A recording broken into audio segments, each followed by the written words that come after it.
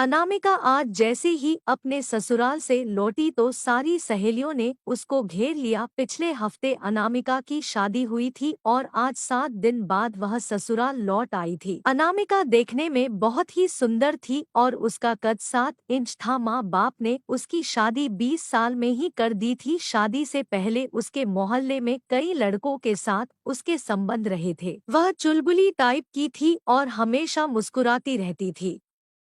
वह ज्यादातर खेत का काम भी करती थी तो इसीलिए उसका शरीर और भारी हो गया था। शादी से पहले ज्यादा फैशन वाले कपड़े नहीं पहनती थी, चोली के अंदर में कुछ नहीं पहनती थी और बस घाघरा, इसीलिए और अच्छी लगती थी। आज सारी सहेलियां उससे बस यही बात पूछ रही थी कि बताओ अनामिका, तुम्हारी सुहागरात कैसी रही। अनामिका भी बात को टाल रही थी तो उसकी सहेलियां जैसे पूछने के लिए बेताब थी तो वह बोली, क्या सुनोगे यार, कुछ खास अच्छी नहीं रही। बस जैसे ही मैं शाम को रूम में गई तो मेरी ननंद मुझे रूम में छोड़ने आई और मैं बैठ गई। करीब आधे घंटे के बाद मेरे पति दूध लेकर आए और खुद ही पीने लगे तो मेरा मन बहुत घबरा रहा था कि मैं सोच रही थी अब क्या होगा। लेकिन वह दूध पीने के बाद अपना हाथ मेरे कंधे पर रख दिए और जैसे कोई बच्चा खेल रहा हो वैसे ही मुझसे खेलने लगे। मैं सोचा कि अब वह मुझसे प्यार करेंगे, लेकिन वह तो जैसे मेरे शरीर से खेलने के लिए आए थे। करीब 1 घंटा मुझसे खेलते रहे। मैं एकदम गर्म हो गई थी। मेरा मन इतना कह रहा था कि मैं पानी पानी हो गई थी और वह कुछ करने का नाम ही नहीं ले रहे थे। लगभग 1 घंटे के बाद वह मेरे पैरों की तरफ गए। मुझे देखकर हंसी आ रही थी। यह भी कोई दिखाने वाली चीज है। मैंने उनको बोला कि थोड़ा मुझे और प्यार करो, नहीं तो मुझे नींद नहीं आएगी। इसके बाद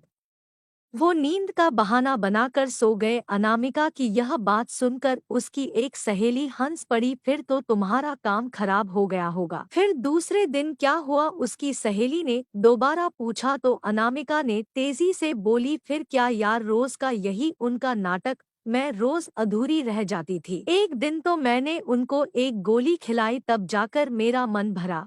बस उसके बाद तो फिर से उनका वही नाटक शुरू हो गया। इसलिए मैं उनसे ज्यादा बात नहीं करती थी और उनका एक छोटा भाई था तो उससे हंसी मजाक कर लेती थी। लेकिन इन 7 दिनों में मैं कभी संतुष्ट ना हो पाई। अब सोचती हूँ कि आगे जिंदगी मेरी कैसे कटेगी। हाँ, यह तो बहुत अच्छी बात है, पर तुम्हारे इतने सारे चाहने वाले थे, तुम्हें क्या दिक्कत।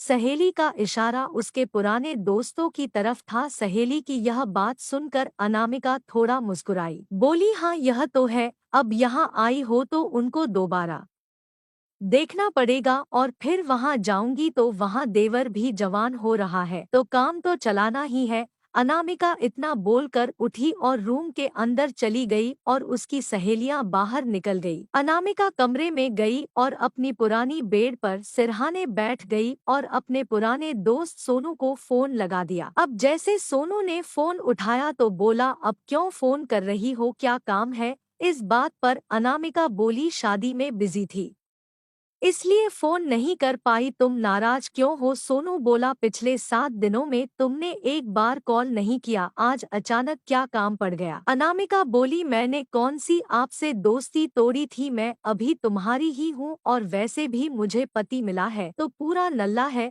उसका तो रखते ही निकल जाता है जैसे वह भरा ही पड़ा हो। अनामिका की ऐसी बातें सुनकर सोनू हंसने लगा। इस पर अनामिका बोली, हंसो मत, मेरा मजाक उड़ा रहे हो।